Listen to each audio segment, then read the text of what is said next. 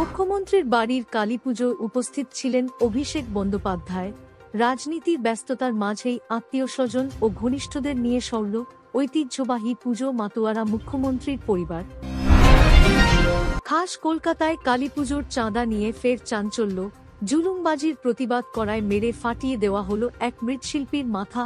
আহত শিল্পীকে ভর্তি করা হয়েছে হাসপাতালে। ঘটনার তদন্তে নেমেছে পুলিশ। সোনার গয়নায় সেজে উঠবেন মা কালী। শহরের ৪৮টি বড় মণ্ডপে থাকবে নজিরবিহীন নিরাপত্তা ব্যবস্থা। নিরাপত্তার দায়িত্বে খোদ কলকাতা পুলিশ। চলছে শেষ মুহূর্তের টহল ও নজরদারি। আলিপুরে মর্মান্তিক ঘটনা। বাড়ির আলমারি থেকে উদ্ধার হল নাবালিকার ঝুলন্ত দেহ। পরিবারের অভিযোগ, ঘটনার নেপথ্যে রহস্য। তদন্তে নেমেছে আলিপুর থানার পুলিশ।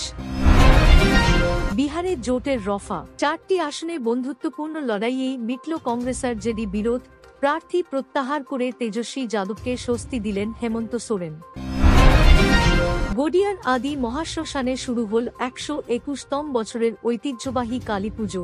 উদ্বোধন করলেন রাজ্যের মন্ত্রী অরূপ বিশ্বাস। শোভাযাত্রা ও আলোয় সেজে উঠেছে পুরো এলাকা। দক্ষিণ ২৪ পরগনার ৭টি এলাকায় অভিযুক্তদের চিহ্নিত করলেন শুভেন্দু অধিকারী। একাধিক থানায় দায়ের হল এফআইআর। আদর্শ আচরণবিধি ভঙ্গের অভিযোগে গ্রেপ্তার হলেন লালু প্রসাদ যাদবের পুত্র।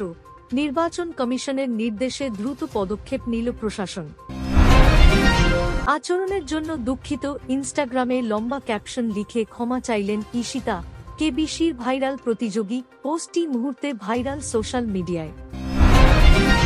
নকশাল ও মাওবাদী দমন অভিযানে বড় অগ্রগতি।